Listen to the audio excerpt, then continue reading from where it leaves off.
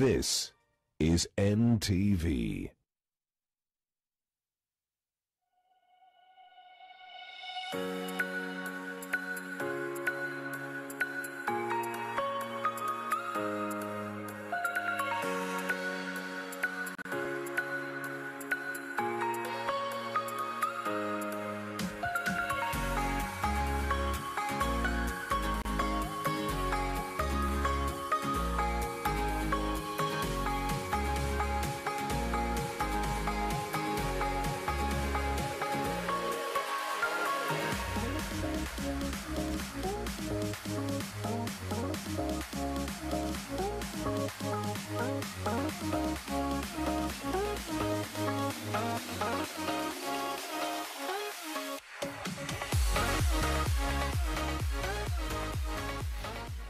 Good morning, East Africa. Welcome to your world. And have you ever wondered why certain people keep getting job opportunities or have job offers or business gigs that keep coming their way all the time?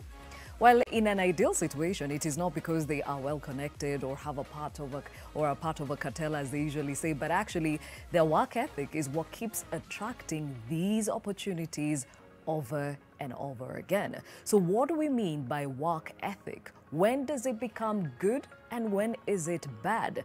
What role does it play in your career growth? Well, we answer these and other questions in a moment. My name is Gladys Gashanja and this is what else you can expect. As I mentioned, we discuss ways we can create or learn a good work ethic and sustain the same.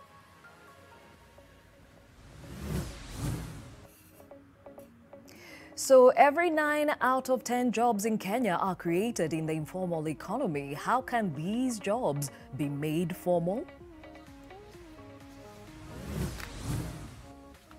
That we can control the situation. Seychelles is only allowing tourists who have been vaccinated.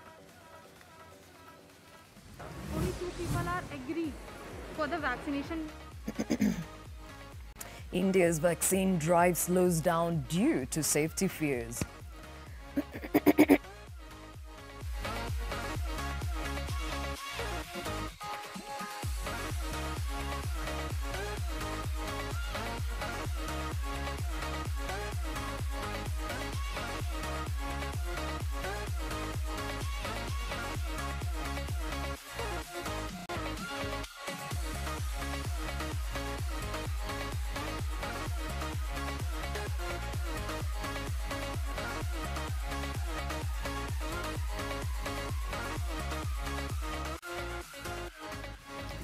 Thank you for joining us on this broadcast. So today we focus on cultivating a good work ethic. So the question of the day to you is, have you ever lost a business opportunity or job due to a bad work ethic? It could be you came to work late, did not get, you didn't get along with your colleagues, or you just had what they would consider bad manners when it comes to the workplace or how you conducted business. Well, we'll get into the details of that, but whatever your experience has been, talk to us. That hashtag is new normal, and of course you can reach us on the numbers at the bottom of your screen. But before we get to that conversation, let's take a look at the numbers in as far as COVID-19 and the effects of the same around the world is concerned. And unfortunately, around the world, we have passed the 100 million mark, and we stand at 100,825,118 total confirmed cases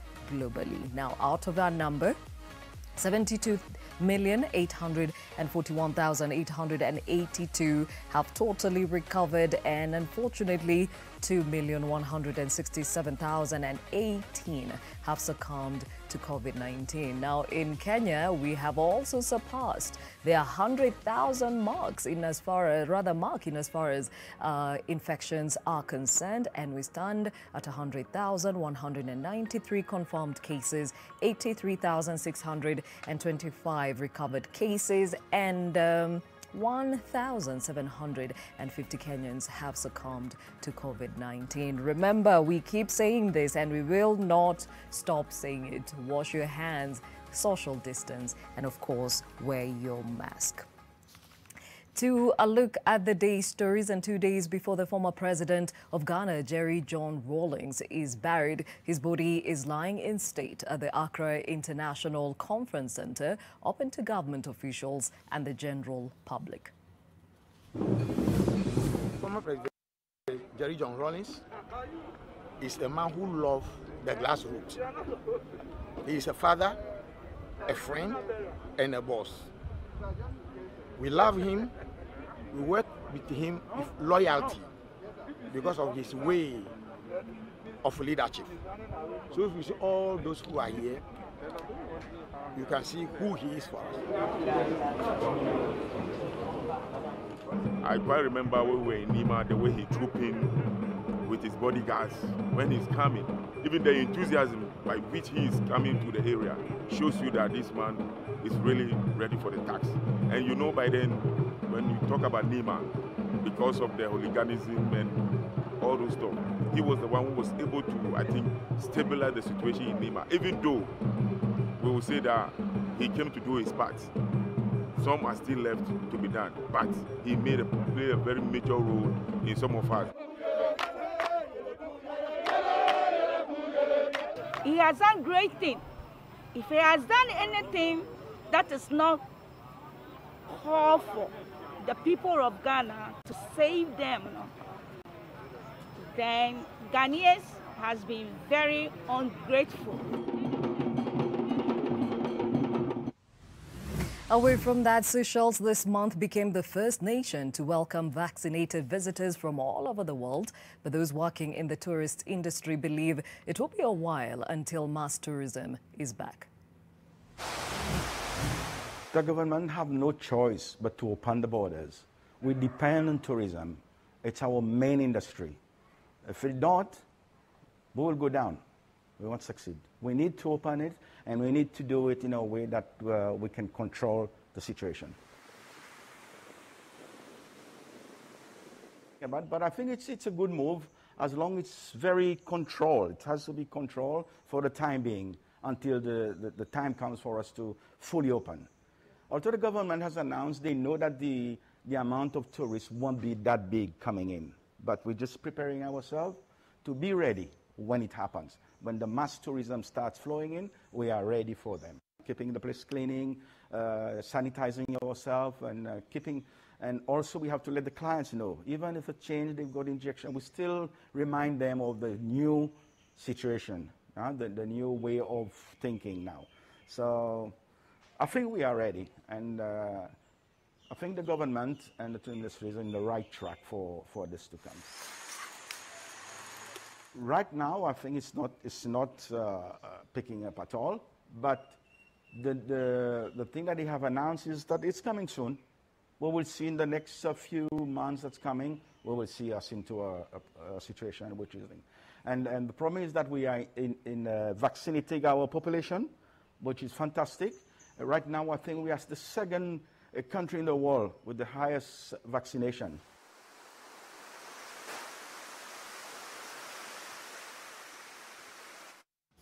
After several delays because of the health crisis caused by the coronavirus, the government in Mali has authorized the reopening of schools and the resumption of classes, providing masks for students. But some teachers in these schools deplore a lack of soap and disinfectant products and the difficulty for students to respect social distancing in crowded classrooms.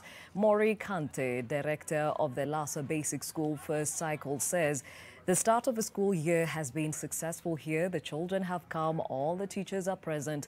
There are no absentees. Narama, a teacher at the school, adds, we have talked a lot about the virus. We are trying to get them to understand the dangers and especially the measures that need to be taken.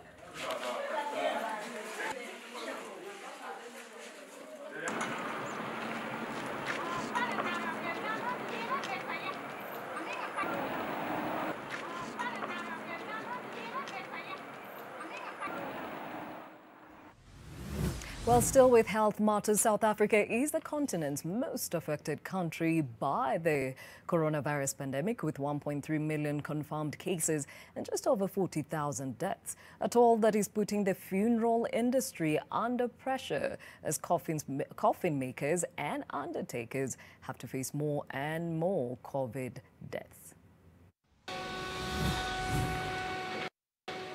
The biggest impact that we are faced with at the moment is the shortage in terms of raw material. It does disrupt production, it does hamper us, it does put us on the back foot. We found out was that with COVID, the bigger you are, the easier it is to pass on because, of shortage of bread and any underlying conditions in terms of sugar or pressure levels. So yes, we do have a bigger demand on the oversized boxes as compared to your normal boxes. So far we have distributed 22 of these containers across the country to various areas where we think we might have to bolster our mortuary facilities. COVID has put pressure in the whole country. COVID has put pressure on the funeral industry. We're not immune from that. We've got just well over 190 bodies here. Out of that 190 bodies, I'll safely say 100 of those is actually COVID.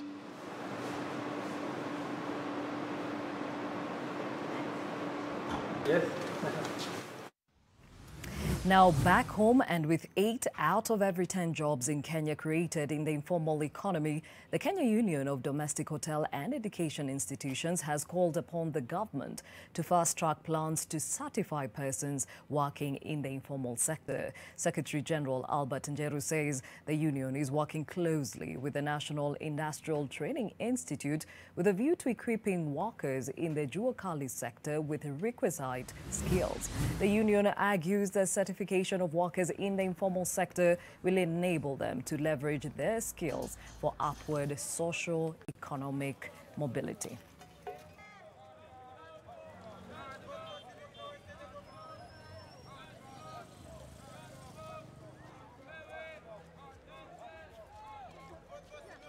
We are saying this is a time to bring together all the workers, both formal and informal, to make sure that the workers are recognized by the government of the day, to make sure that the employers and everybody else can realize we need the young people, women, and above all, those people who don't have the skills, they can be trained.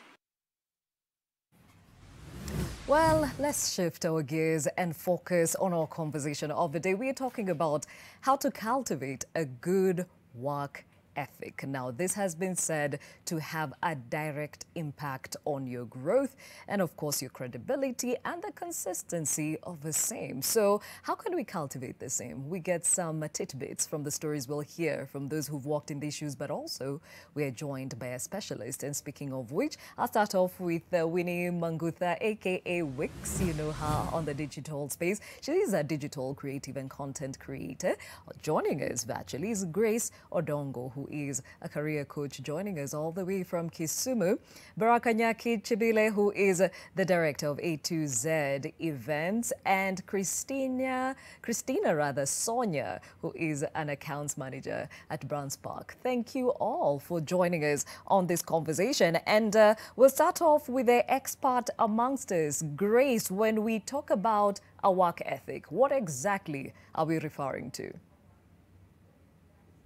Thanks, Gladys. When you talk about work ethics, the first thing that comes to mind is discipline. What keeps you grounded? What makes you toe the line? What makes you achieve those goals? So that's the first thing that comes to mind. And many people want to think about self-discipline in terms of policies that the organization would give you, or in terms of, code of conduct. But how about those who are in business? That still is something that they need to look at, because in order for them to achieve those goals, in order for them to go out and be motivated, there must be some self-discipline. So in a nutshell, it is self-discipline. Okay, so now that you've defined it as such, when do you now say this person has got something going on, has a good work ethic, and this one, we can categorize as bad ethics? So when we talk about good ethics, you would relate it to, have you achieved those goals? So you'll find that these are people, they're things that you can actually relate with every day. For example, simple things like, do you keep the deadlines? Do you come to work on time? Do you communicate? These are some things that, you know, portray the integrity of a worker, be it that you're self-employed or you have been employed in an organization.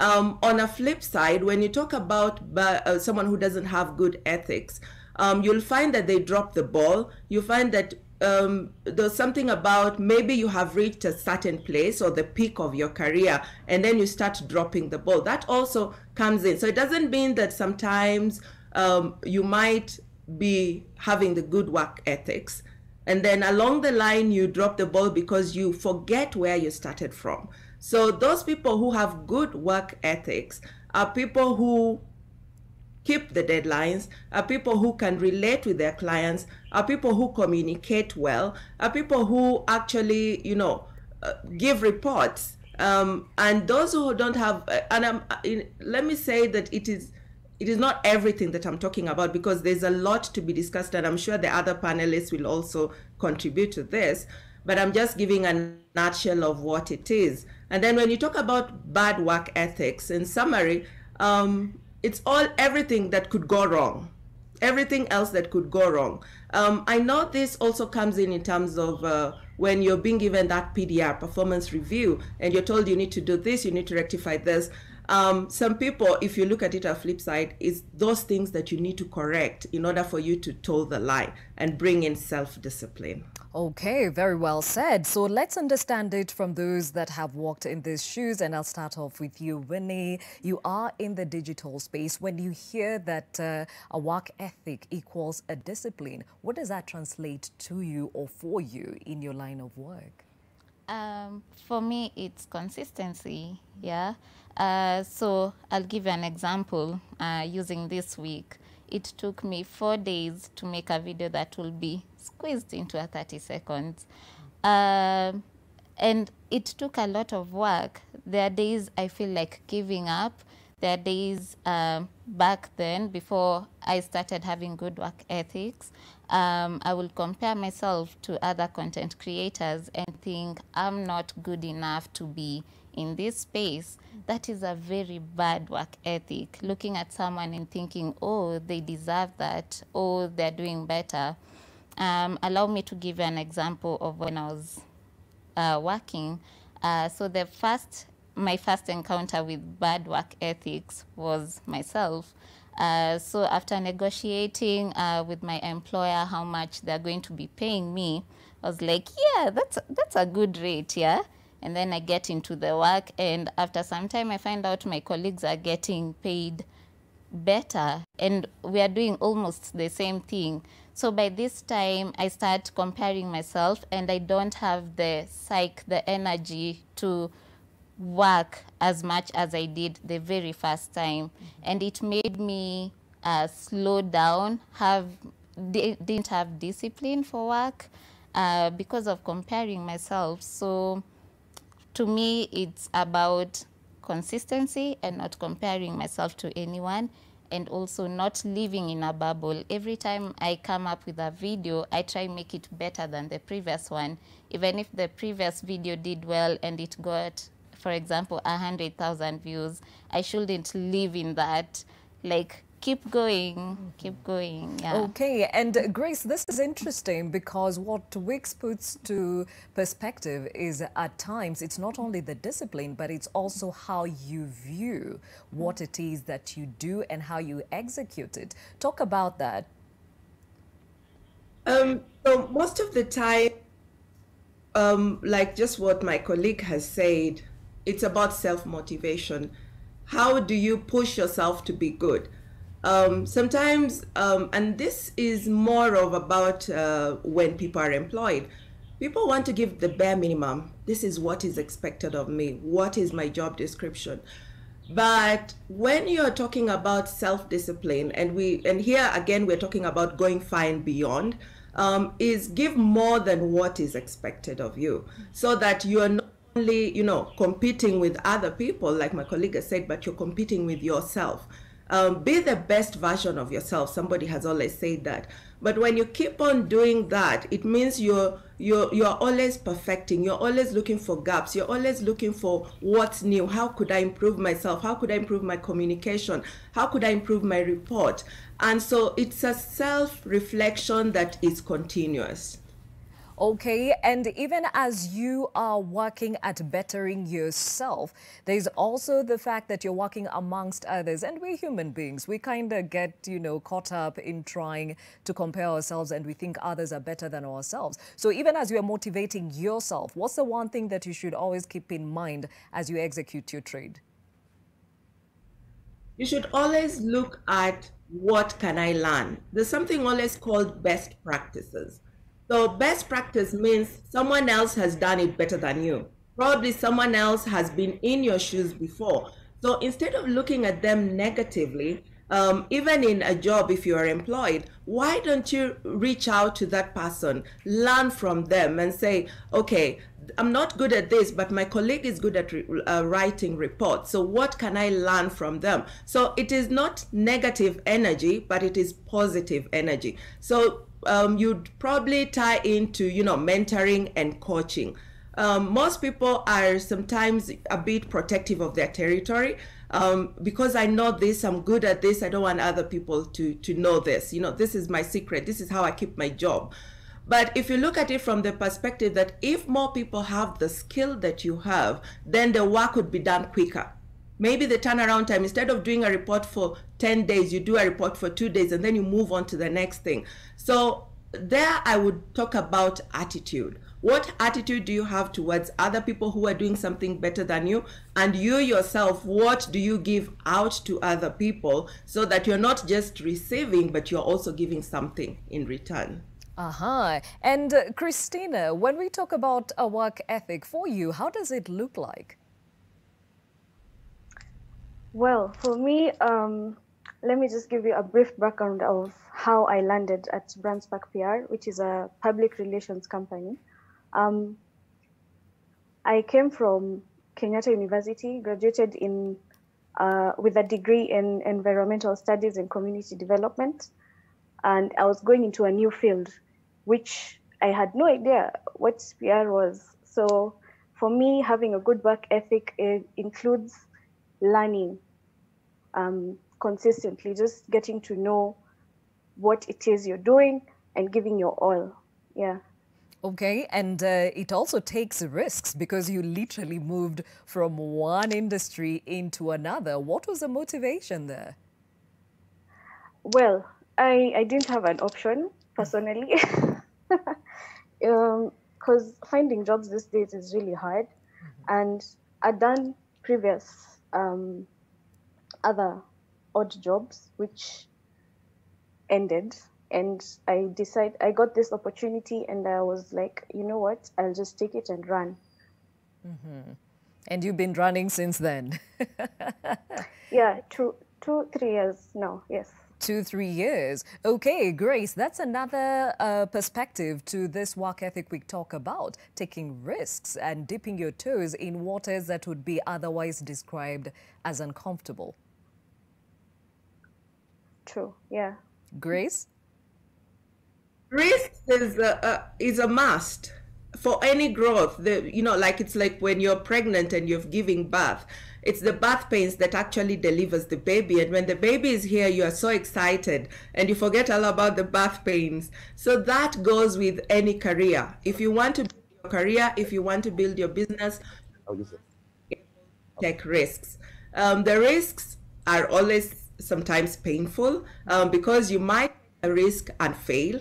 But you must take them. You must venture into new opportunities because the only way you can grow, the only way you can try and test the waters is by taking the risk. I always have a slogan which says, and sorry, I use Luo sometimes, is tema tema, just try. You've got to try. If you can't try, you'll never know if you can do it, or you would never know if you can fail. So you've got to test the waters. The risk is a must. And what does a risk harness in the individual?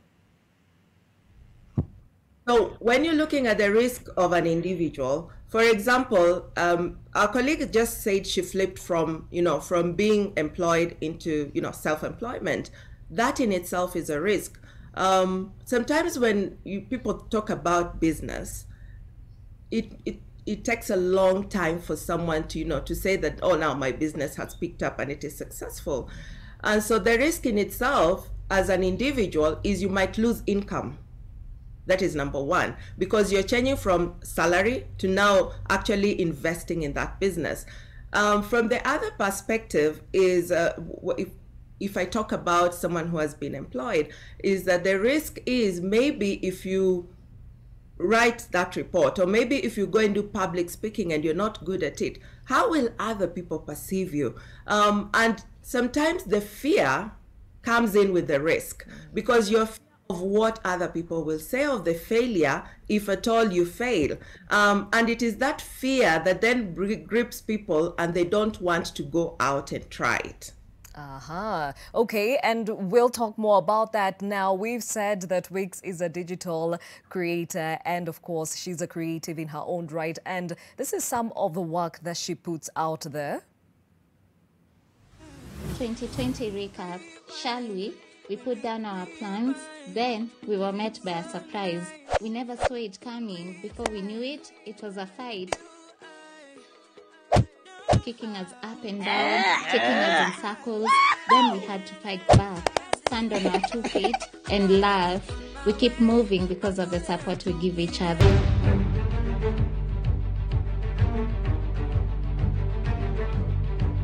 Hey, hey, hey, hey, hey, hey. Hey, do it. Hey, hey, hey, hey, hey, hey, do it.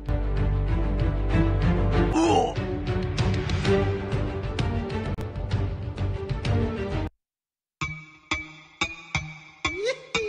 Apple. Yeah.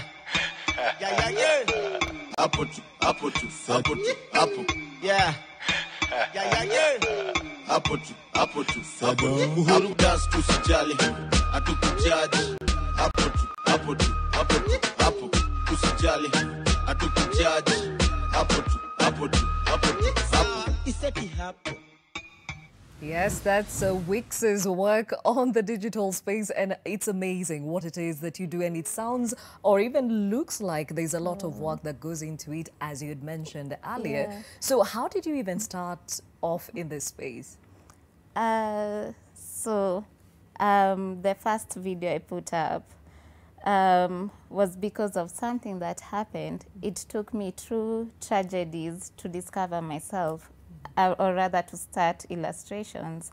So the first one was my mom passing on, and her last words to me were, stop comparing yourself. That is the only way you'll become the best version of yourself.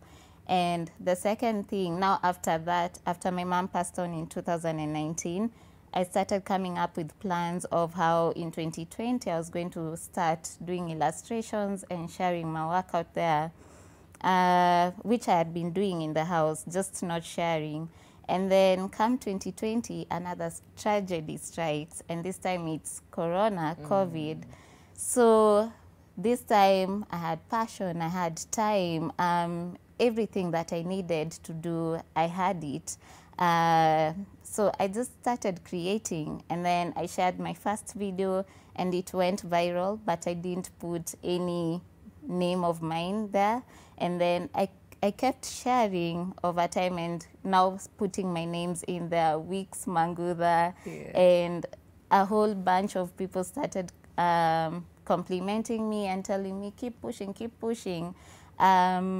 which was really good. But I didn't want to live in the praises. I wanted my passion to keep driving me. You know what I mean? Like not being driven by what people are saying. You're good. Okay, it's good, I'm good. But I want the drive to come from within. Uh-huh. Yeah. Okay, and you say your mom reminded you before she passed on not to compare yourself and make use of the talent you had, which means you have had this talent for a while but had shelved it. Yes. When did you discover you had the gift? At 12 years. So between 12 and when you, in the year 2019 or 2020, you had done nothing about it. Just 15 years of doing it in the house, and my husband will tell me, share it with people, share it with people, my sisters, my nieces and nephews, share this video, and I'll never do that because I'll think I'm not good enough to be in the social media space. And it's even worse now that we have social media, right? You keep seeing people doing things and you're thinking, I'm not good enough. Yeah, so in 2020 I just started, and yeah, it picked up because of, again, people supporting me. Allow me to mention Bright Gameli. He was the first person to share my work, and that's how people now started knowing about me. Yeah. All right. And now, as I said, we're dealing with real human beings with real issues. Let's bring in Christina. When you hear Wicks talking about second-guessing herself, has this been something that you've also had to face? Then you keep reminding yourself, Christina, you're better than this? Definitely. My goodness. Where do I start? When I started this new job at the PR firm, the first 3 months were like for sweating and dying. I used to ask my boss, why are you giving me this work? You know, I used to think I'm an introvert and should give me an entire list of media journalists to call for an event. And I'm like, why are you asking me to call people? I used to feel so much pressure. Ask myself, should I still be in this field? Should I just go and start a business? Should I go and find another job? But I ended up just trusting the process and believing in myself, because my mom, I think she's watching. Hi, Mom. Just trusting in the process, and also my family backing me up, and my friends just telling me, you can do this, you are able, and I'm really grateful for my support system. Okay, let's bring in Baraka. I mean, you've been in this industry of events and entertainment for how many years now? Slightly above 13 years. Okay, and you started off this business coming off employment. Why? Oh, wow. I mean, for mine, it was really about a passion. Good morning, everybody, by the way. My name is Baraka Nyaki. Yeah, so basically, for me, it's been a passion for quite a number of years. Okay. I've been, I started off, the love of music, basically, for me. It started off admiring people like Homeboys, Mike Rabah, and people like Peter Odaka for a very long time. So the passion just started to grow. It grew with me through high school. Took me through, after high school, I remember I asked my dad, you have to get me some turntables. So got me a set of turntables. My dad, after a lot of pushing, he got me turntables. So after that, now basically I started to do high school events. Then after that, I went to Strathmore University briefly. Then I went to Eastern University. The passion didn't stop. Even after I was doing accounting and administration, a course that I really did not want to do because that was not my line. But I did it, and I think the skills helping me in life and running business as well. So after campus, of course, now worked for 2 companies. Worked for Delta Media Training. Worked for Frankel Kenya. Then I think at 08, after I just said this has to, now it's time to basically do what I'm passionate about. So I basically started by just doing weddings, and I started to do so many weddings, to a point where I think to date I think we've done over 3,000 weddings, if not more.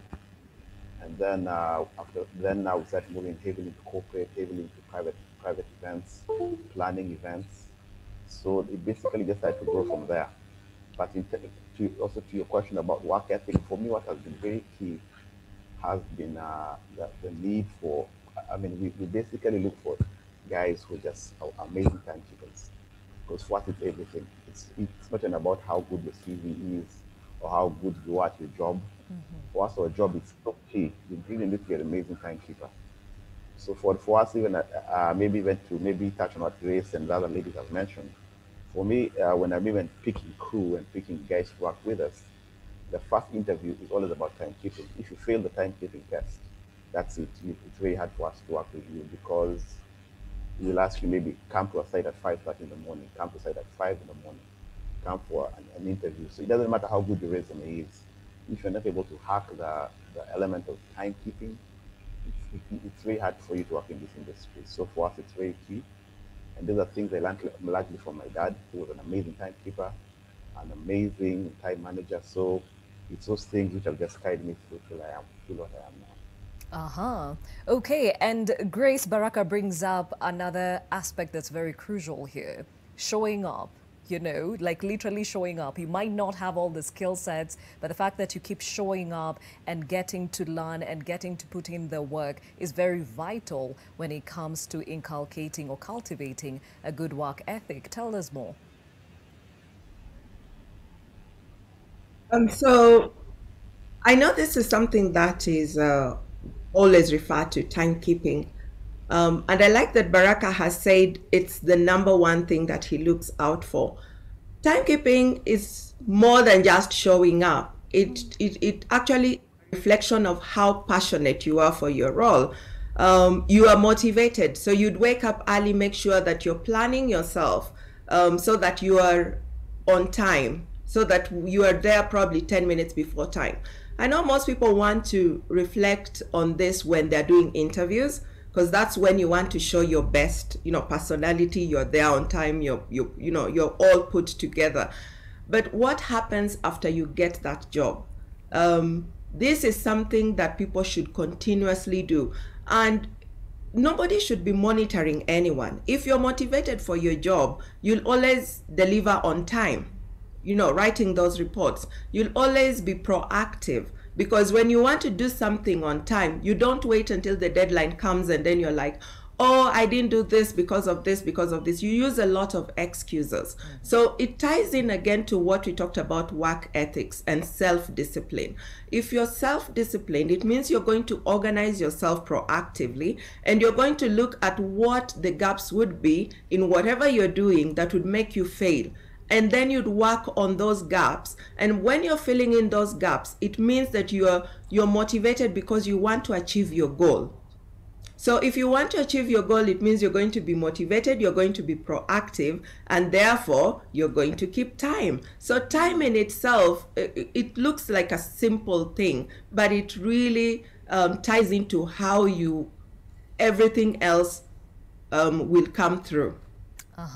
And we take a short break on your world, but when we come back, putting in the work even when you're not seeing the results just yet can be one of those things that most people give up on because they want quick results. But hey, how does it look like? Vitu kwa ground zinakaaje? Let's talk about that in a moment.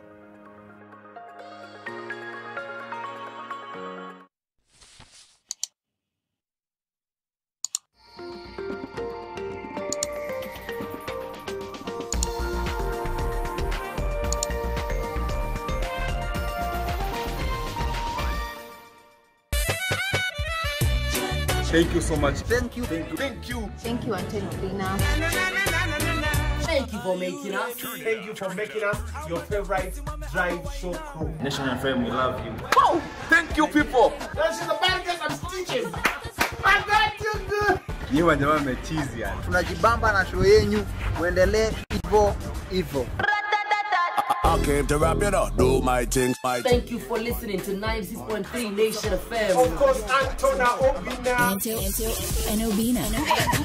Call him taking control. Mad love, mad respect. I run the city. As a news director, you also need to put a lot of consideration when it comes to preventing the spread of the coronavirus, especially here in the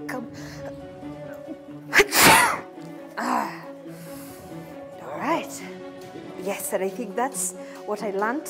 When you do get a sneeze or you feel like coughing, take a tissue paper, put it on your mouth and in front of your nose and sneeze into it, then roll it down and throw it in a trash can.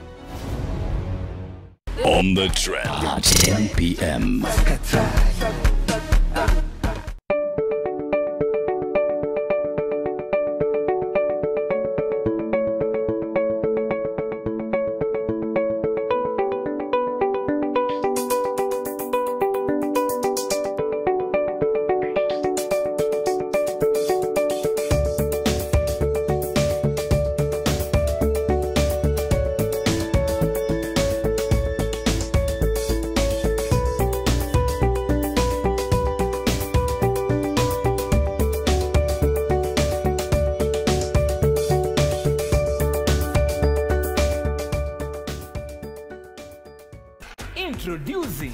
to mix. This is a very different platform. This is an international platform, you know.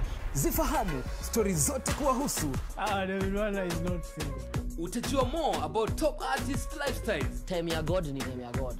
Hallelujah.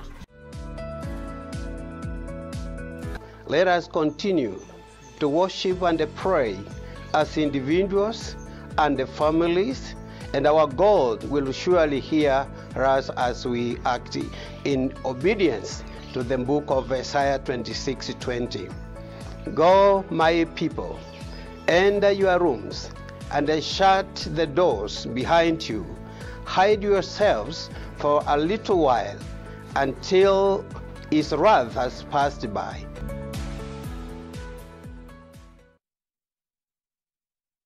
New Year comes with New Year deals. Renew your corporate subscription and get a bonus. Subscribe to Nation e-paper for 3 months and get 1 week absolutely free. 6 months and get 2 weeks absolutely free. 1 year and get 3 weeks absolutely free. To sign up, visit epaper.nationmedia.com or email subscription@ke.nationmedia.com. Offer valid till 28th February 2021. On the trend, 10 p.m.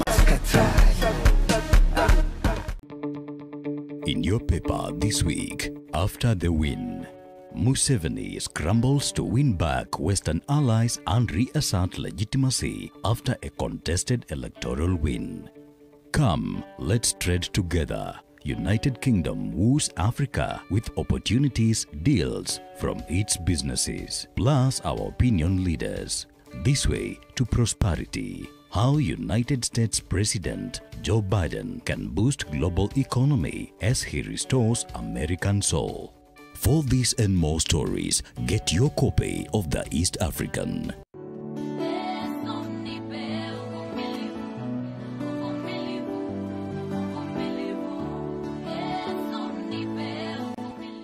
They recognize that there is no wall that you can build that can keep the enemy away from you if God doesn't keep you safe.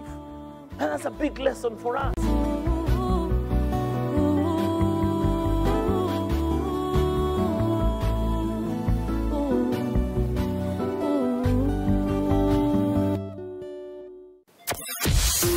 I'm waking you up to the hottest morning show. Tina Kagia, The Morning Fix, Nation FM. Hey, how are you doing? I am Tina Kagia, aka The Voice. And every single morning, starting from 6 up until 10, catch me on The Morning Fix on 96.3 Nation FM, where good music lives. Let's have awesome conversations. Talk about life, love, money, politics, school, education. No topic is out of bounds. Mornings with Tina Kagia, 96.3. Nothing but the best of conversations. Talk about your stories, because honestly, it's important to unwind.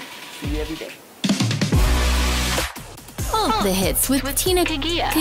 They're my morning show. The Morning Fix on Nation FM. Nation FM. Where good music lives.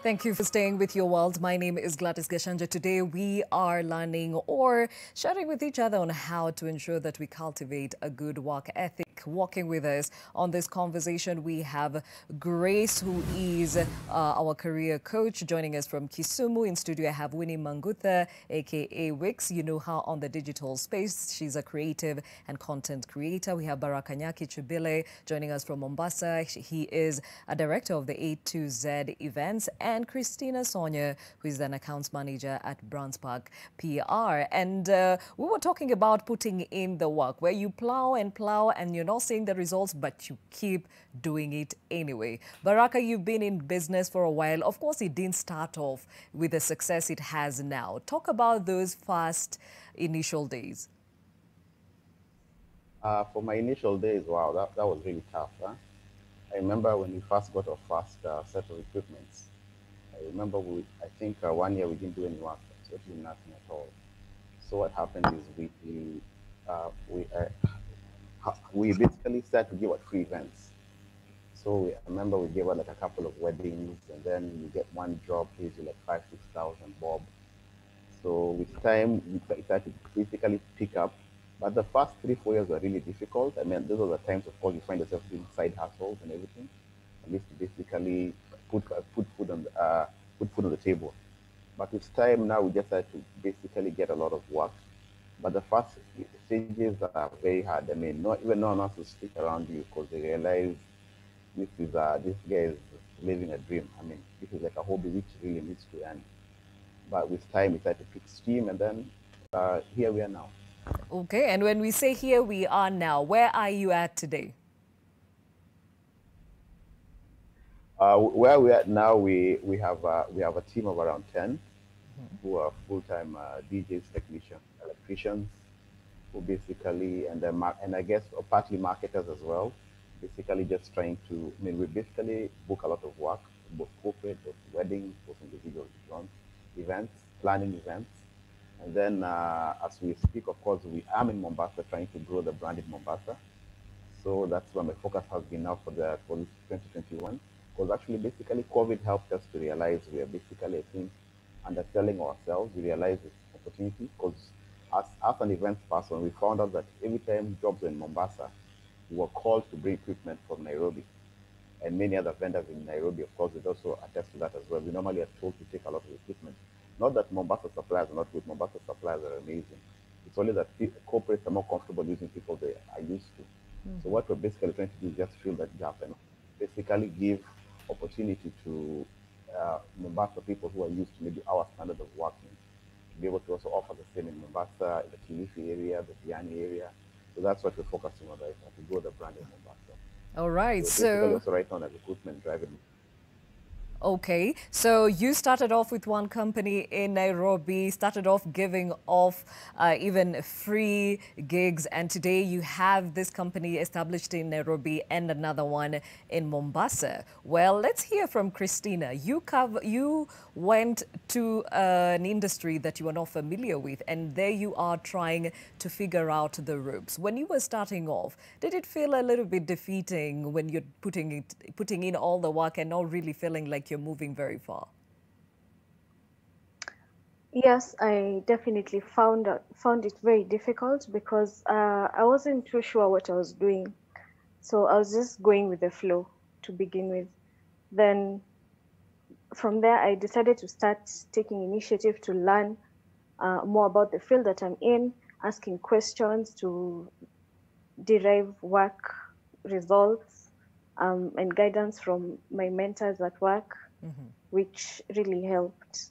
It was not easy at the beginning, I can promise you that. For 3 months, I think I had constipation. But it was, I think I managed to get to know the processes at the office, yeah. And this is a part I think you should tell our viewers, that you started off as an intern and today you are? Yes, today I am the accounts manager at Brownspark PR, which means I'm the direct link between the agency and our clients. Whenever the client needs anything done, they just reach out to me. I coordinate with our internal team what needs to be done, then deliver the results. Which means you got comfortable talking to clients.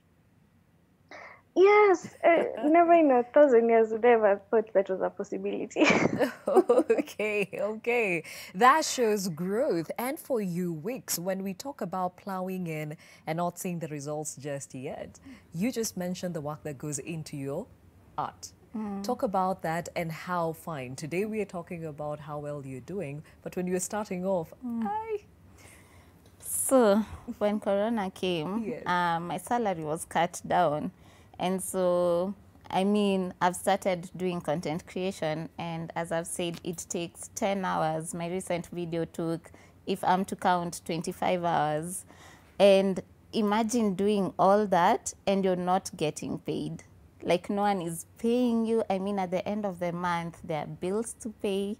You have dreams that you want to achieve, which obviously need money. It felt like I was going nowhere, and even though people were seeing my work, I was like, where are the brands? Mko happy? I need you to see my work. 8 months later on, every single second I had spent doing art started to make sense, got nominated for an award. And then that was like a stamp from God for me, like keep going on the right track. But when I was starting, I wanted instant gratification, like nataka vitu haraka, like where's the money, as in, yeah.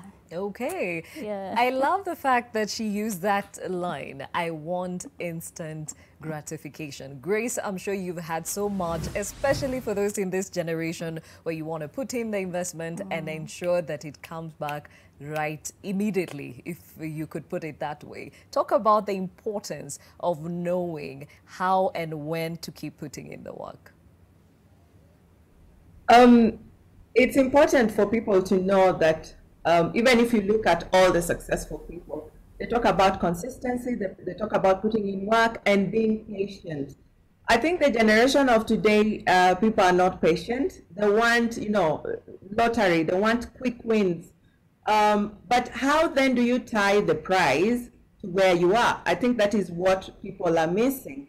And so I want to talk about two things. The first one is how to deal with failures, because patience comes in when you're dealing with the failures. Our other colleagues, Baraka and the other lady, said that there was a time when money was not coming in, and that is when you need to be patient.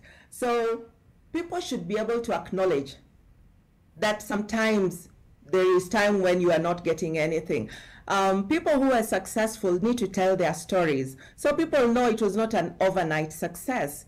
There was patience, there was tears, and there was sweat.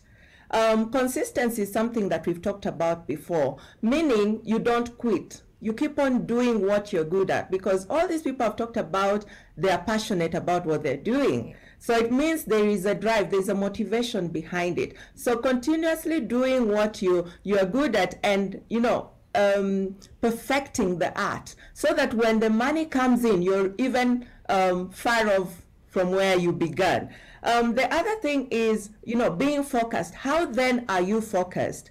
You can only be focused if you write down your goals.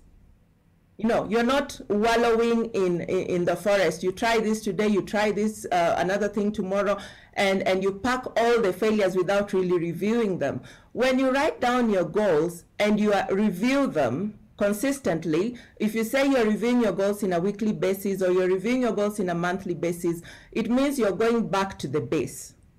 What did you do wrong? Where do you need to improve? And that is ties in again with consistency. You're continuously doing what you're doing, but you're learning from the failures or learning from the mistakes.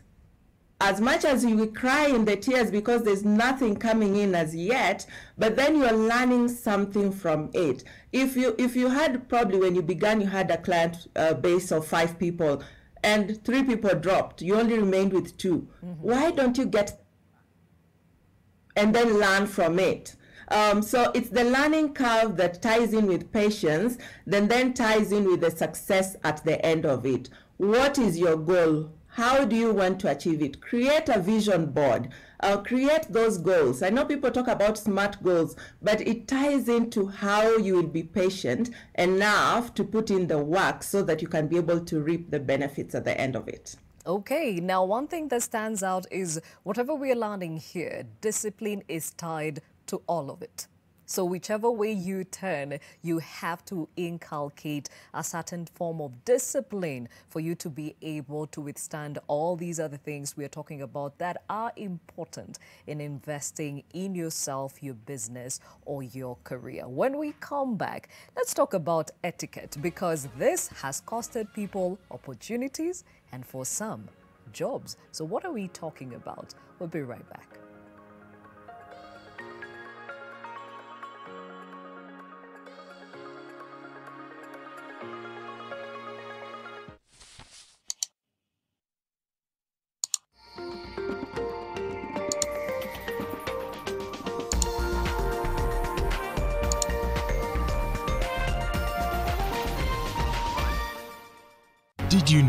Did you know at Ruiru Mabati Factory you can open an account and lipa pole pole at your convenience? Did you know at Ruiru Mabati Factory, you can get customized sizes according to your roof plan to avoid wastage? Did you know Ruiru Mabati Factory offers free delivery countrywide within 72 hours? Call us now on 0111 050 700. Ruiru Mabati Factory, mali safi kwa bei poa.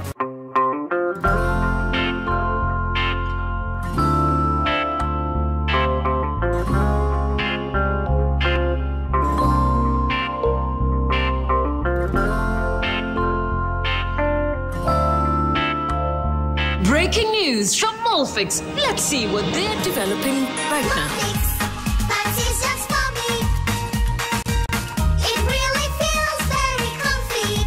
Molfix pants with anatomic fit technology. New Molfix pants, an invention from babies for babies. You should also try Molfix. Our guest left her accounting job to venture into a business she was only passionate about. So in our church, we don't do makeup, and here I want to do makeup because back then there was like no more because no one was doing makeup. Actually, you couldn't do makeup. So I knew like if I don't do it now, I'll never do it. With no mentor, no capital, and no skill, career went beyond. Yani alikiuka to make a name and livelihood for herself. Kidogo kidogo, yeah, I'm started to have my own clients. Though I did not have a makeup kit, so I used to borrow.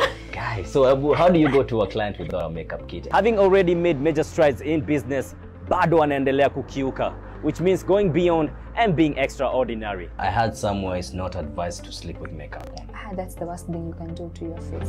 Tuzidi na Hustle in association with Safaricom.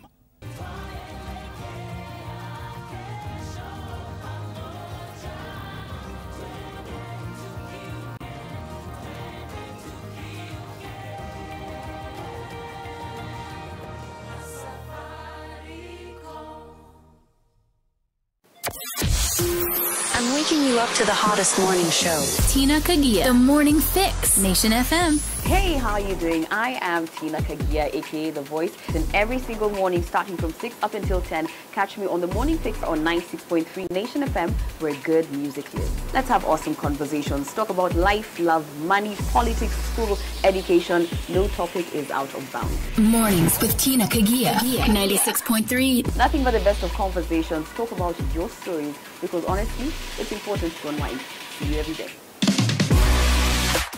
All the hits with Tina Kagia. They're my morning show. The Morning Fix on Nation FM. Nation FM. Where good music lives.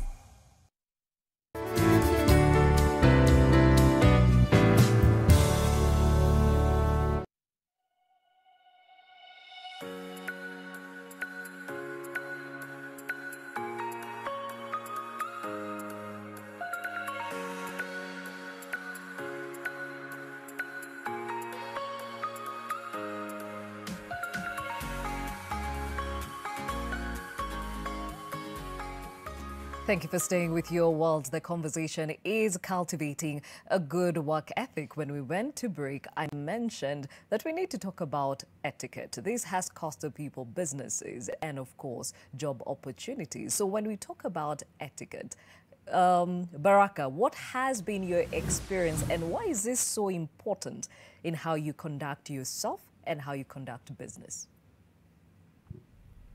For me, I guess etiquette is two parts. It's basically how you dress. Of course, we talk about dressing, how you want to be addressed. So luckily for us, we are basically what I call a blue collar company. So we have the luxury of not having to wear suits and three piece and ladies having to wear skirt suits to work. We basically sneaker, jeans, and hoodies and t-shirt kind of company. But of course, when we have meetings, especially boardroom meetings, either in government or with corporates, we have to dress the part. But luckily, because we have more often than not, we never have branded merchandise. So we can comfortably wear branded polo shirts and good pants and good shoes and go to a meeting. And still, people will give you the respect that you deserve because they know that is the nature of our business. But for any other young person, I guess, who is, of course, either looking for work or that kind of thing, of course, I'd advise. I used to wear suits for the longest time. My first job at Dale Carnegie Training, I was always in in a tie to match the shirt and good pants and good shoes. Because then we're dealing with CEOs of companies and senior people in sales. So basically knowing how to dress and where to dress. And of course, also etiquette, of course, is about also your grooming as a person. Because we have a lot of young girls who come through, you find either their hair is not kept right, or even their basic hygiene, even the most basic of hygiene is not correct. So you have to basically train on that as well. Like guys, we need to be showering, we need to be, even as simple as we need to brush our teeth. So it's an interesting scenario, but of course, yes, the young guys, basically you need to know how to basically have good etiquette, both personal grooming and also in terms of also your dressing as well. That's what I would say. And do you speak from an employer's point of view? As somebody who's been in the trade long enough, what are some of those things that you're also cognizant about how you handle your clients? In terms of how we handle clients, wow, that's a good question. We come from a point of, also the customer is always right. That's the attitude. How has been the attitude? We deal with amazing clientele. Some are extremely rude. Some will cast you in your face. Yeah. But we have learned to basically take it in. We just put a smile on their face. I mean, we've had instances where maybe somebody actually loses it on a site. We had a scenario once where we actually told the client, we are packing up and we are leaving. You can keep your money. But after a lot of back and forth, we find that we agree to disagree. But the basic thing is we still have the principle, the client is always and the customer is always right. And we just find a middle ground. But of course, that's basically how we handle it. And for you, Christina, how does etiquette look like for you? For me, coming from a PR background, you tend to communicate a lot with clients, whether it's on phone, whether it's on email, whether it's face-to-face during meetings. And one thing my mom always taught me from, I think, when I was born, is to say, please, thank you, excuse me, welcome. Just proper, kind language, which does not bring out hostility, as communication is a very big part of my job. So in our emails, you always, those ones for kindly, share with me, please find attached. You don't sound hostile. Yeah. Okay. Also, you tend to give your client room to speak, make them feel heard, accommodate their ideas, accommodate their views. And if you feel that something is not going to work for them professionally, just express it kindly. Don't tell them like, no, I don't think this is ever going to work for you. Just explain it professionally. Yeah, so professionalism in kind language is a very big part. Okay, now I can imagine you've had bad days at work. So you're dealing with this client, you know you need to handle them with care, but they have pushed the envelope. How do you deal? So I used to panic, but now I have a system. When something gets too heated up, I take time, 10 minutes, I go brief away from everybody else. I come back with a plan. Because we are, like, how many are we now? Company, we're 5. I come, sit down with the team. I'm like, this is the problem. How do I deal with it? Seek guidance and then get back to the client instead of reacting to the bad situation. And now, away from the clients, you are an employee. What do you ensure that you always safeguard when it comes to your etiquette? The same thing I would say, internally also communicating to my colleagues, still talking in a kind, not necessarily kind, but don't be rude. I try not to let my emotions take over.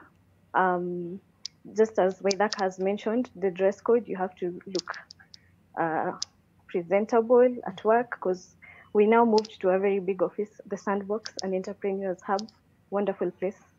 And we are several people, so you don't necessarily have to come looking all shabby in the office, looking all shady and all,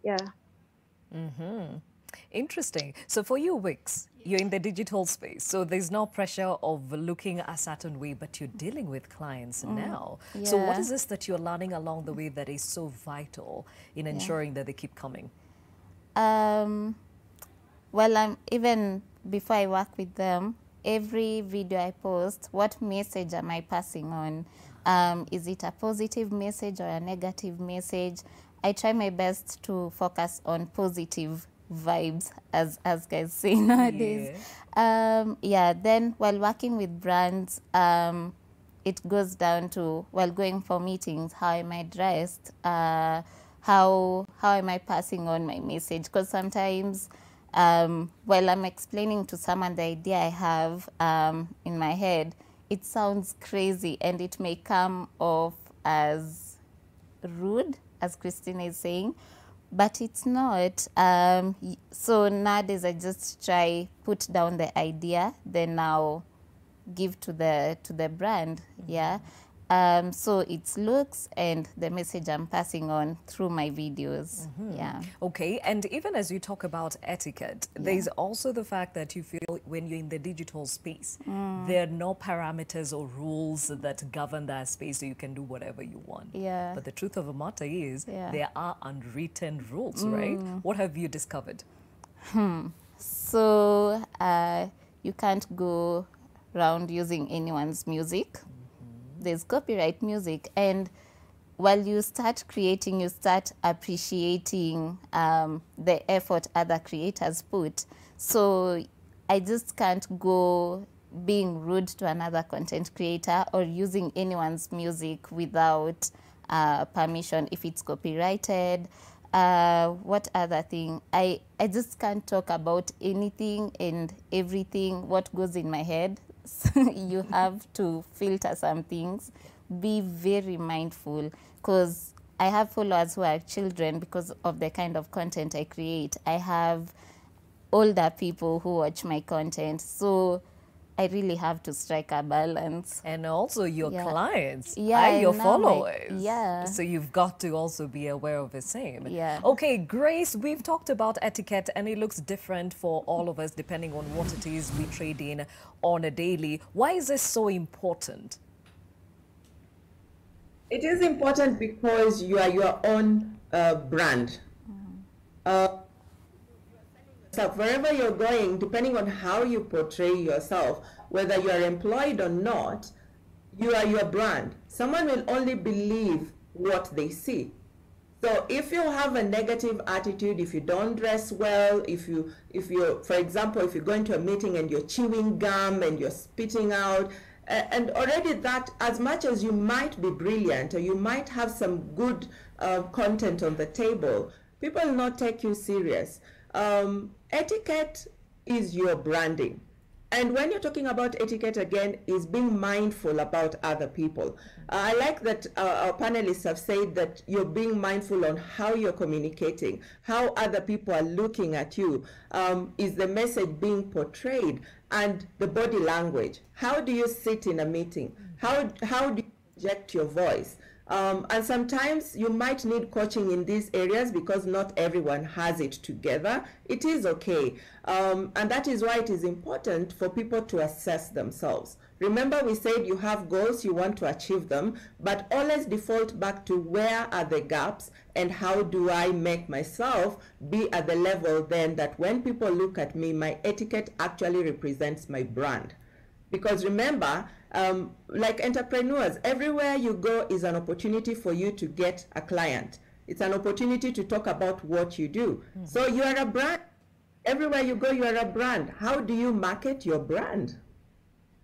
Very well said, and I hope that is a question we all can answer depending on what it is that we want or hope to achieve. But even as we talked about handling the losses and the disappointments, I think it is crucial that we talk about how to handle the wins, because you've had this saying, "Ai kutoka aomoke."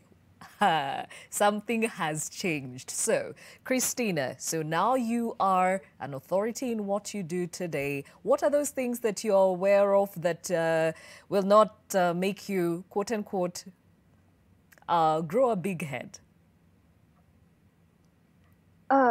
first, I think I'll just base it again on my background. I came from a very strict family, which shows you how to carry yourself as a lady. Let me say that. And one thing I learned about celebrating wins is you can't work for this long period of time, or you can't toil for such a long period of time just to lose it all in one day. It doesn't make sense. So I learned how to elongate the celebration process, maybe through investing in other items, self skills improvement, projects.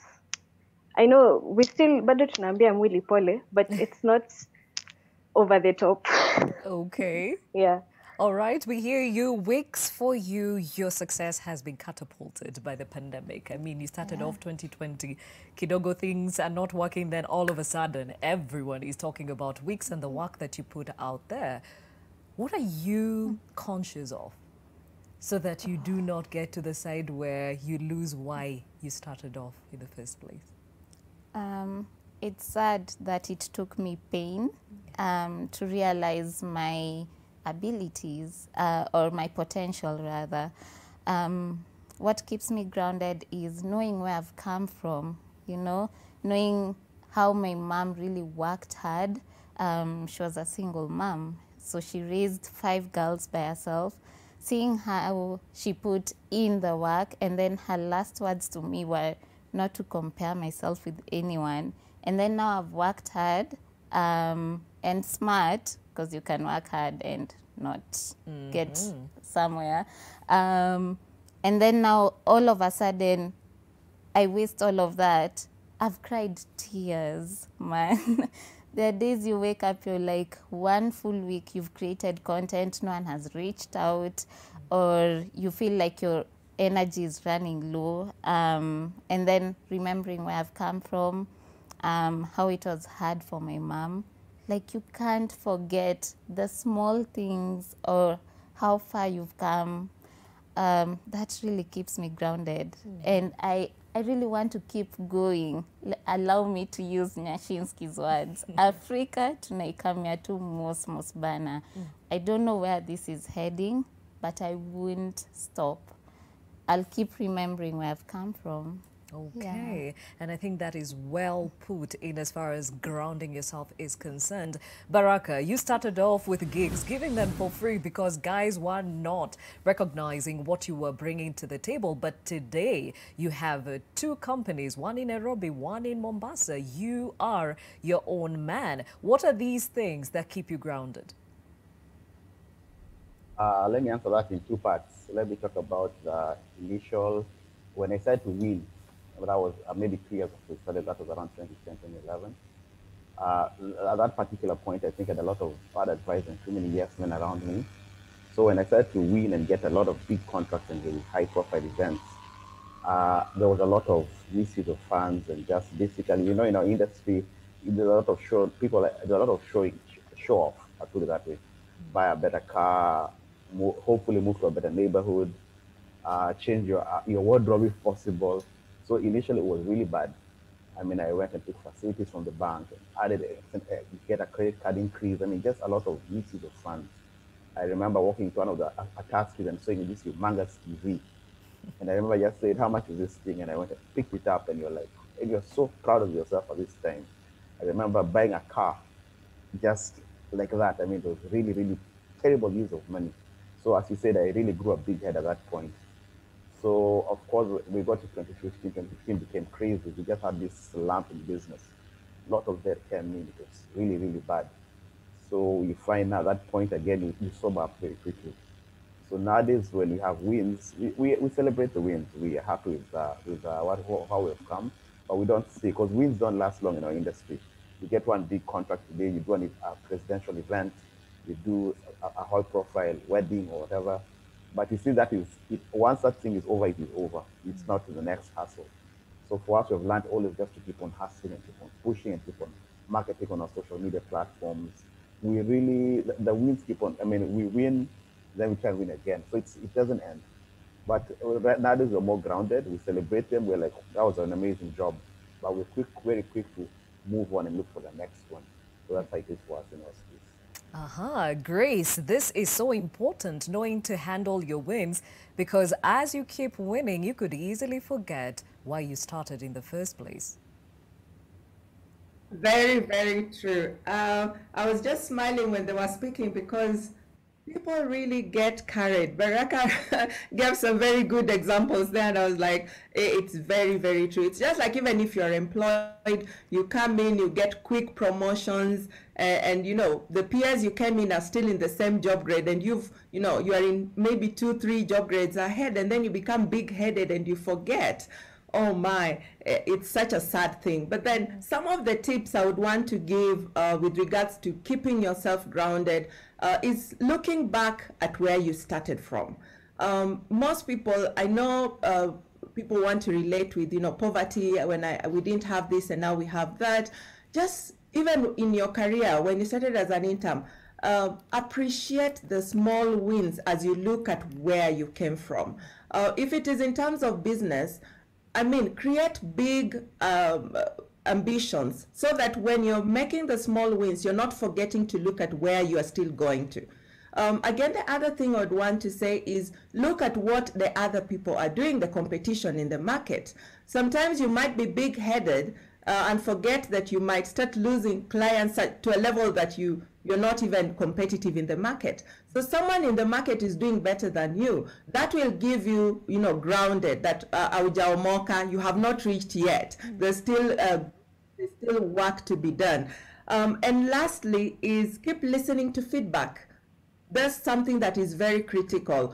When you become big-headed, you'll find the feedback will start trickling in. Sometimes it might be harsh, it might be painful, you might not want to accept it, but if you take a step back and really do reflect, then you'll find that some of the feedback, there is some truth in it, and maybe you need to step back and go back to the basics. So keep in touch with your roots. Don't be in the it's called the corner office. Try and be in touch with your clients, be on the ground. That will really keep you grounded.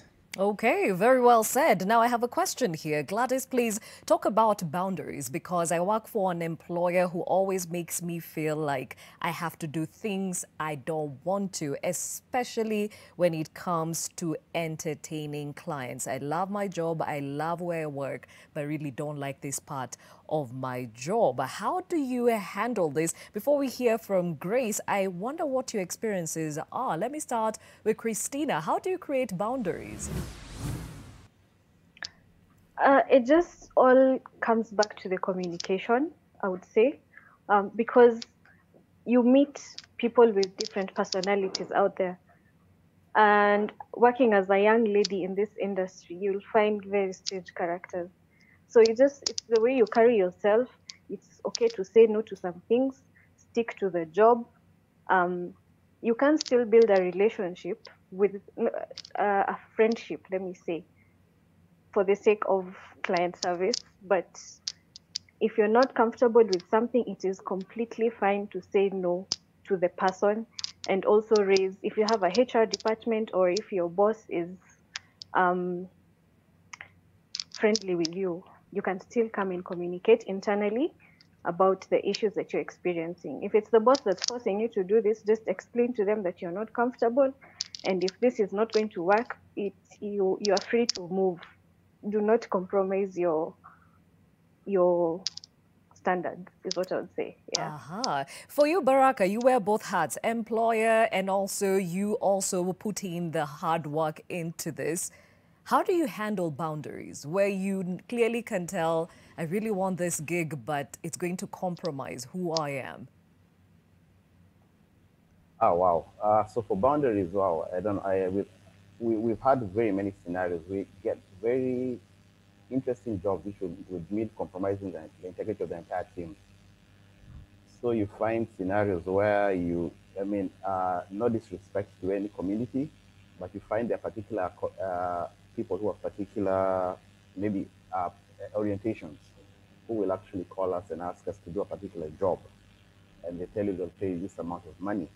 So you're like, not really. I don't think any money will make us do this kind of job. So you have a lot of those scenarios where you're basically put in situations where the money is very good and you really need the money, especially during this COVID period. I mean, you really need the money. But you find, if I do this and maybe something happens, the team gets arrested, what do we do in this scenario? So we've had those kind of scenarios. We've also had, also back to the issue of boundaries as well. I mean, especially for people, I would say that DJs especially, our DJs have a hard time because you find a lot of maybe ladies will keep on trying to either approach them and ask for. It becomes a very thin line. So they also have to have a lot of respect for themselves and also very disciplined as well to handle these kind of scenarios. So that's the kind of thing we deal with. Okay, and for you, Wix, beautiful woman in a very interesting space and doing well. How has that been for you as far as the boundaries are concerned? I'll say on social media. That is where I feel you find all sorts of people. The angry ones, the ones who just want to remove their bad energy on you. So what happens is, I'm the kind of person, if you come at me in the wrong way, I wouldn't respond. I'm one to just keep quiet. Once I give you the silence treatment, I believe it works. So you'll keep talking, and then at some point you'll be like, enough, like you've had enough, or block people. I'm not one to keep saying, please, these are the boundaries, don't cross here. It's my actions that will speak louder. Okay, and you are young, married, and in this space, and your horizons opening up. Do you feel at times where you are in, spaces where you need to literally say, this I will not entertain, you're cool peeps, but this I will not take? Especially maybe coming from men. Again, I don't talk. So you'll just DM me and you'll keep DMing. Wejibambe. But it becomes a point where now you cross the line, maybe sending photos and whatnot. That's where I block you. I don't say nothing. I believe silent treatment works. Okay. All right. So Grace, boundaries. I mean, we have somebody who says they love what they do, but the employer puts them in a very precarious situation. We've had from our panel in how they've handled different situations where they've said no. How do we handle this? You say no, and there could be an opportunity you might lose. So I'll talk as a HR professional, I'll probably talk from an employer perspective and then from an employee perspective. So as an employer, of course, you are expected by the employment law to protect your staff.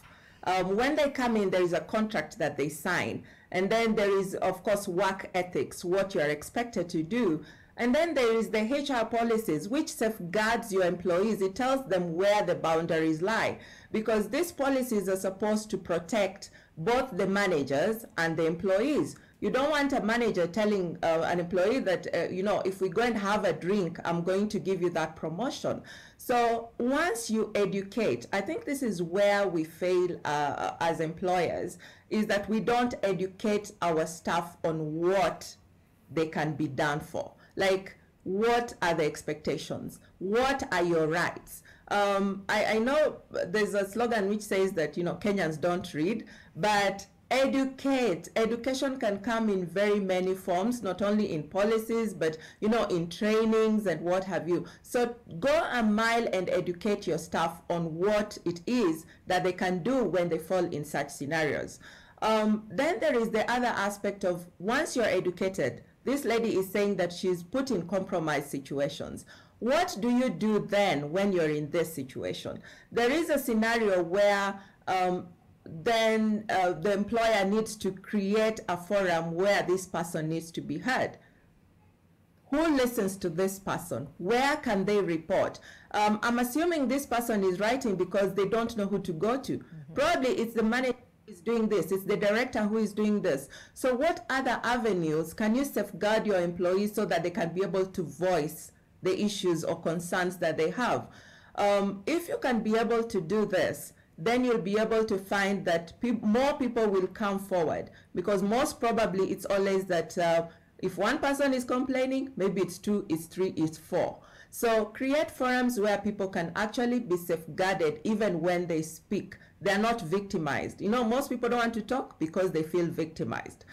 So now I'm going to talk as an employee or as an entrepreneur, because it could be a one-man show where you are going into offices, you're asking someone to give you this tender which you feel you're qualified for, and they say, yes, it is in my power to give you the tender, but now when the but comes in is when you're like, oh, we are now going to the red waters. I mean, you must have principles. We talked about discipline.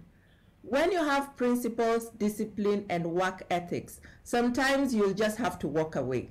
I like that Baraka said sometimes they just say, no, this is not a contract we are willing to do, and walk away from it. Because the trauma that might come out of that one act might take you a lifetime to erase. So sometimes you might lose a coin or two, but tomorrow you will find another client who will probably give you more. So have clear work ethics for yourself, have principles to abide by, and if you feel that you cannot go, for example, for a meeting by yourself, carry someone else to safeguard you so that you're within the boundaries that are correct, maybe to negotiate a contract, to talk about these things. Don't go into an office where you're not so certain if your security is okay. So create boundaries around yourself if you're, a sole runner, so that you're safeguarding yourself around these issues. Okay, and this conversation will continue right after this short break. Stay with us.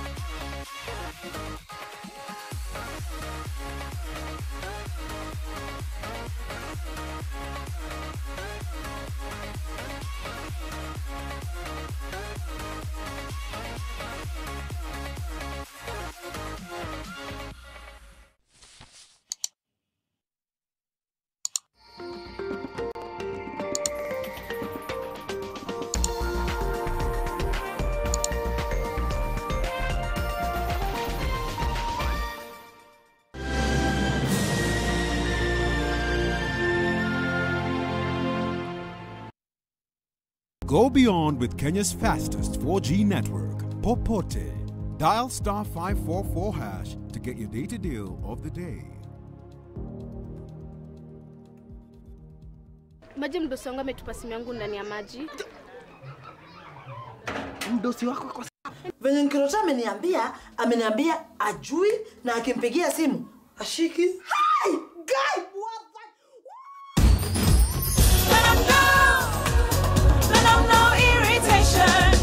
For the women who deserve more, Moped is now in Kenya and more than 40 countries. With its nylon-free surface, new Moped has unique softness and up to 100% protection. Your skin will love it. Go Ahead is believing to make each day a brighter day. It is our faith to start all over again. Go Ahead is never giving up in the face of adversity. To go ahead, now that is the Kenyan spirit.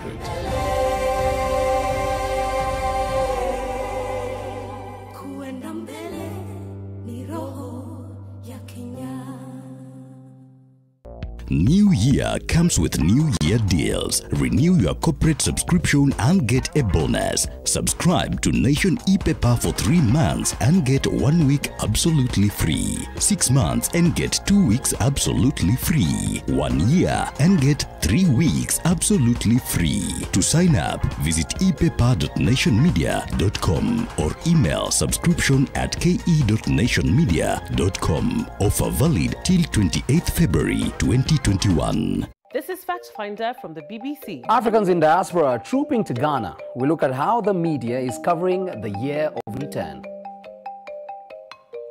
Africa Check digs into claims about Nigeria's garbage problem. We'll tell you what they found out. I think it cut across and affected very many people, and a lot of people are concerned. We hear from a Kenyan investigative journalist who tells us what it took to produce an explosive expose. And dance moves choreographed by artificial intelligence. The man behind it says it enhances dancers' creativity. For investment solutions, SMS INVEST to 22801. UAP Old Mutual. We've got you covered. Doing great things every day. Trip yako ilikuwa sawa? Trip? Oh, Business trip. Where do you think Becky could have gone? Msichana wako na boss Richard ni nani? Mambo ya Joey, Richard, marafiki zake usijishughulishe, umesikia? Okay. Hey.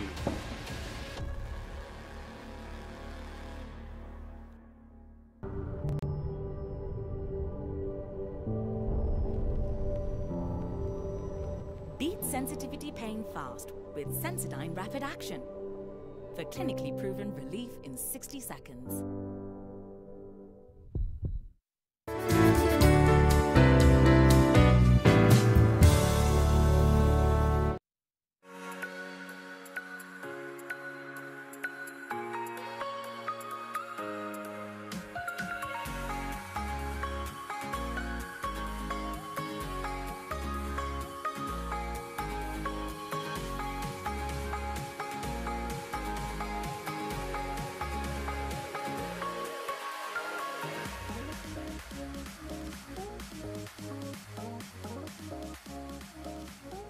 It is your world. My name is Gladys Gashanja. Let's take a look at the other world. Now, 4 people have been charged with criminal damage in connection with the toppling of a statue of a 17th century British slave trader. The defendants, aged between 21 and 32, appeared before magistrates in Bristol, Western England on Monday, according to the Crown Prosecution Service. The bronze statue of Edward Colston, a former top official in the Royal African Company, was pulled down during a Black Lives Matter protest on June the 7th, dragged through the city and dumped in the harbour. The Royal African Company sent hundreds of thousands of men, women and children from West Africa into slavery in the Caribbean and the Americas. Many were branded with the company's initials.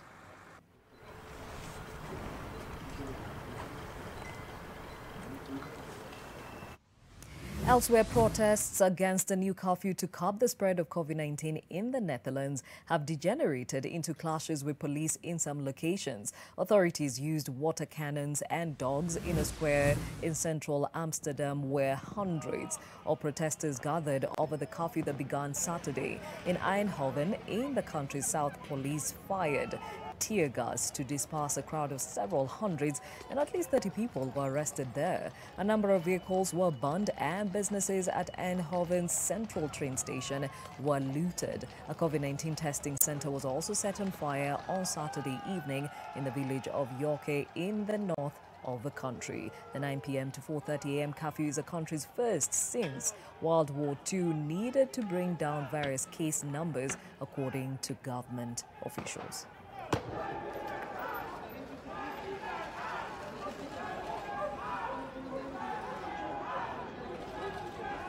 Now, in a training center built inside a shipping container located in a Czech mountain village, a group of dogs are being put to the test as they try to sniff out COVID-19. So far, the trainers report a 95% success rate in COVID-19 detection in samples of human scent. The final outcome will be a study showing to what extent the dogs trained in this special way are able to help detect the COVID-19 disease, and offering a methodology, a sort of a cookery book for the training of such dogs. In principle, the method should also work the same way with other diseases, possibly even more lethal than COVID-19.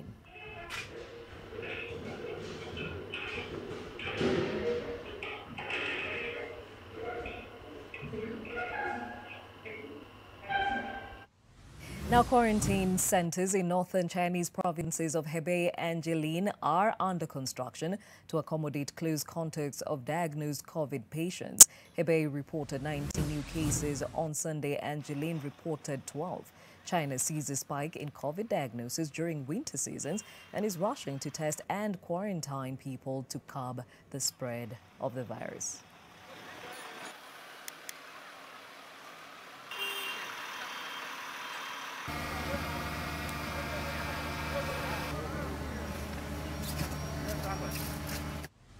Now, India's huge coronavirus vaccination drive is behind schedule, with a third of recipients not showing up for appointments because of safety fears, technical glitches, and a belief that the pandemic is ending. But in my batch, there are 80 students and only 2 people are agreed for the vaccination, me and my friend over here. So this is just because of the fear. You know, fear factor. There is no problem in get vaccinated, but this is just the fear. I'm a little bit nervous because of the injection, not about the vaccination, because I'm already know about the side effects.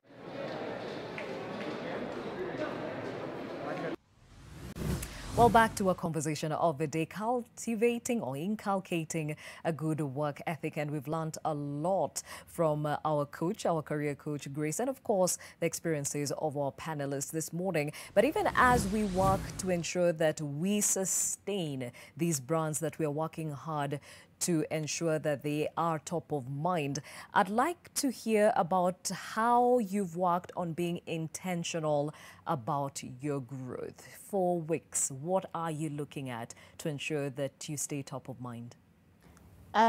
So keeping up with what's happening in the country, because my first audience are Kenyans. Sorry, and they're the people I'm really trying to reach out to mostly. So what's happening, how can I bring the positive vibes in their lives but still remain relevant? Yeah, and also try to be posting as frequent as I can. So maybe once a week, or if the content is not too heavy, maybe 3 times a week, as well as trying to reach out to, you never know who's watching what you're doing, yeah? So there are brands, and in brands there are people, and these people might be following me. So as well as have a great etiquette online, and yeah, just keep producing, but quality content. And then I realized busyness doesn't equal to progress. Yeah, so I can be busy creating, but even if I'm putting content out and it's not quality, and I mean quality over quantity, yeah? Yeah, so that's what I'm doing. Okay, Yeah. and for you, Christina, how does being intentional look like? For me, as an account manager, being intentional means I'm always giving our clients insights on what's happening in their industry, on social media, giving them ideas that maybe other companies are doing, other brands, maybe in competitors. You know, they don't normally have the time to always keep an eye out for what's going on in their industry. So we are really strong in doing that. And on a personal level, when you think about the fact that you move from one industry into this one and you keep growing on a daily, are there things that keep on reminding you of why you did the move and why you need to keep at it? Yes. I'd say maybe where I come from, home, I know I have to pay bills first. That's the most important driving factor.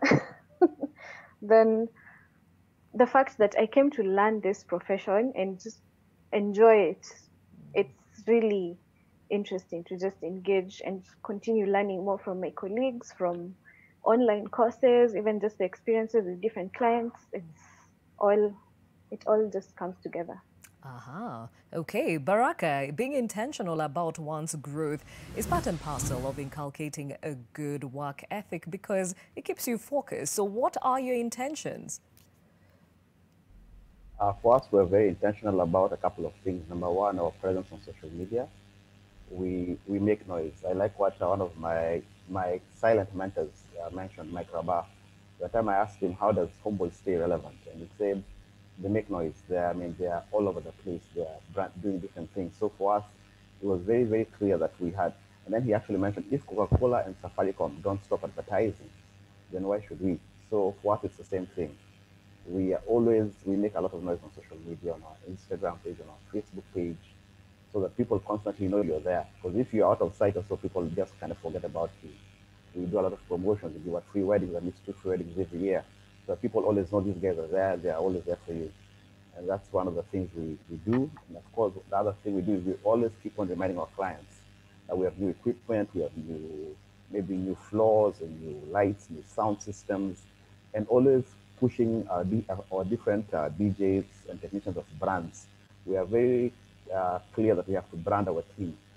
So other than just the company looking like a brand, we also brand our team. So it's very intentional. So people keep on remembering that you are there.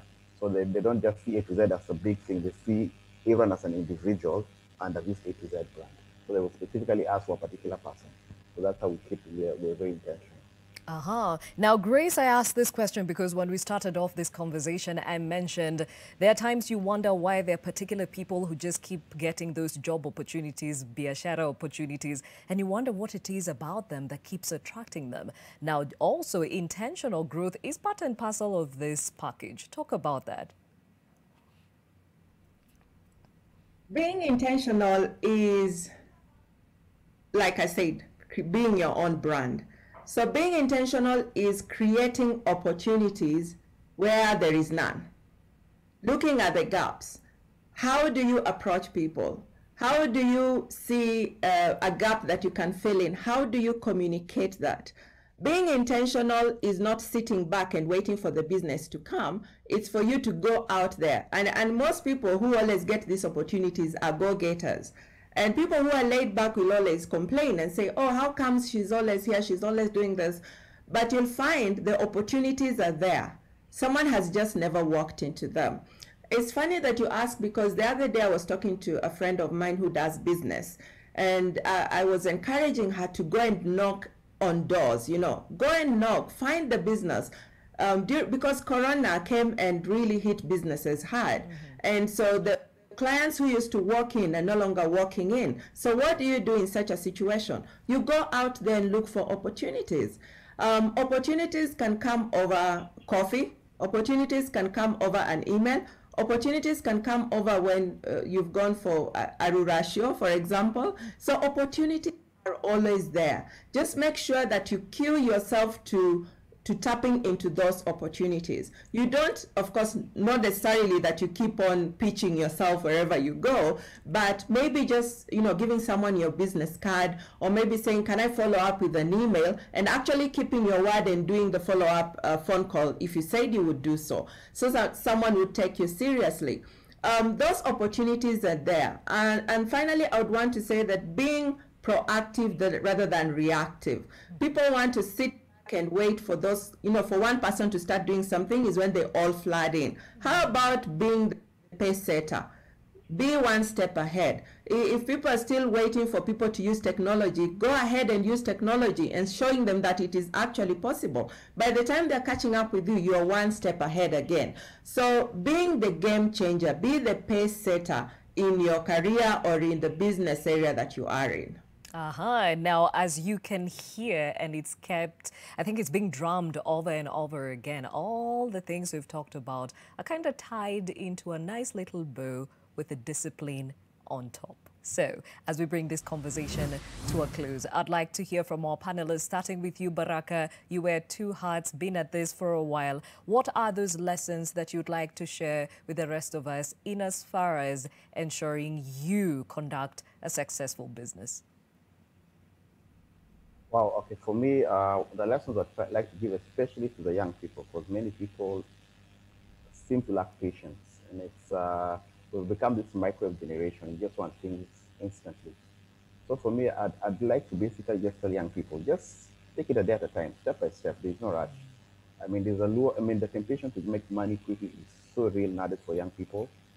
It's so real. So you see many guys compromising their integrity, their character, cutting corners, these entrepreneurs. I mean, there's all this mess that is going around. So you basically, and just it's a step-by-step growth, as in learn from the right people, get the right mentors.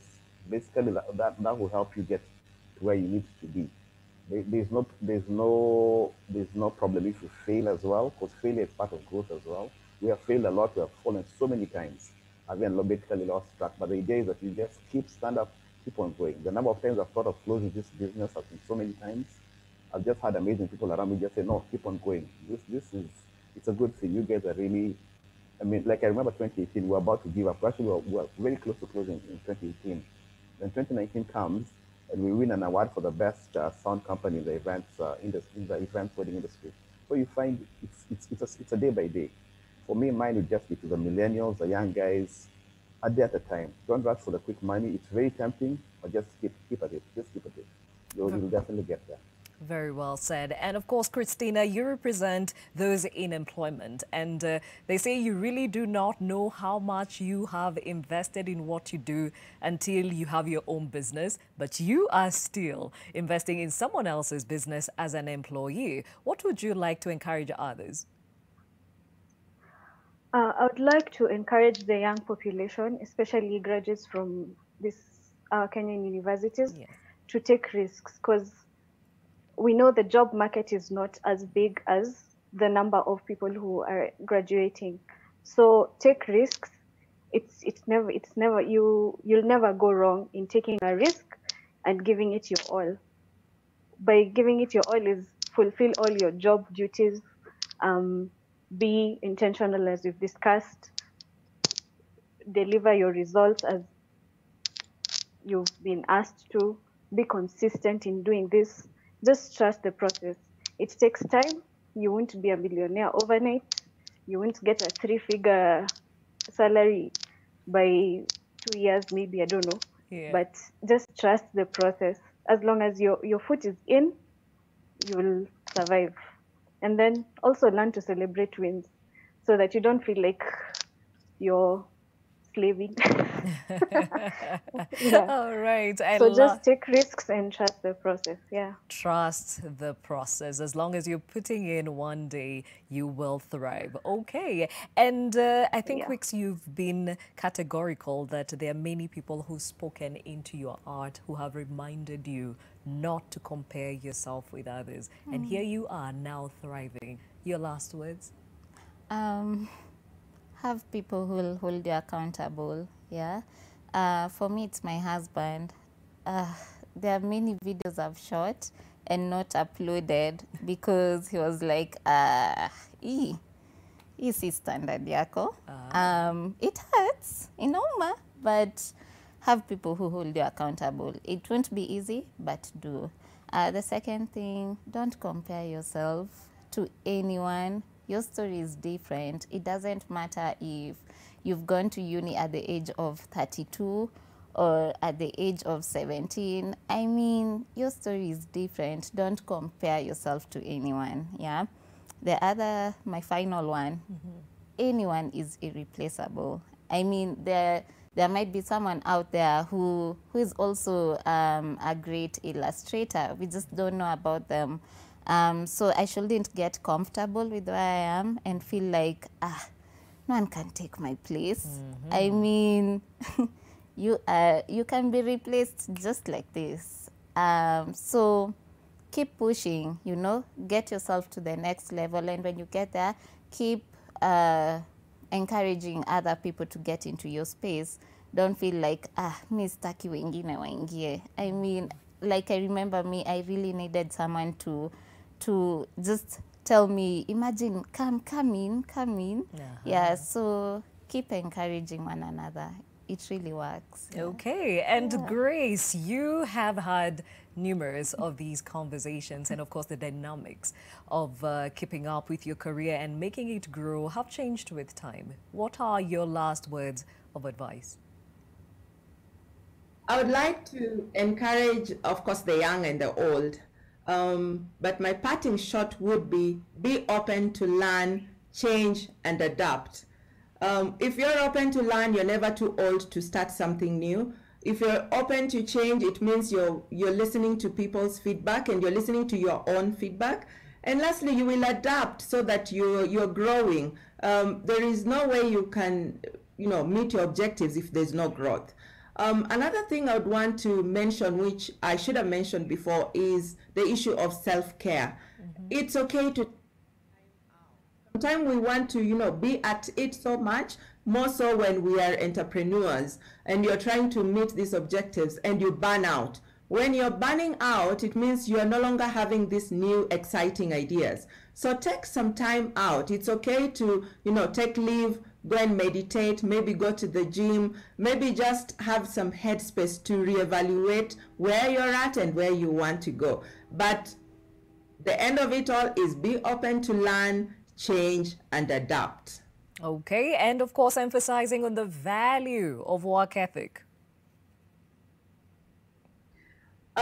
Of course, that is something we have been drumming on again and again. You must be disciplined. You don't need a manager to tell you this. You don't need policies to tell you this. You must be disciplined within you in order to achieve those objectives. So as you're learning, as you're getting feedback, as you're changing, you must be disciplined to be consistent, to be your own brand, as we said, and of course, celebrate those small wins as you go along.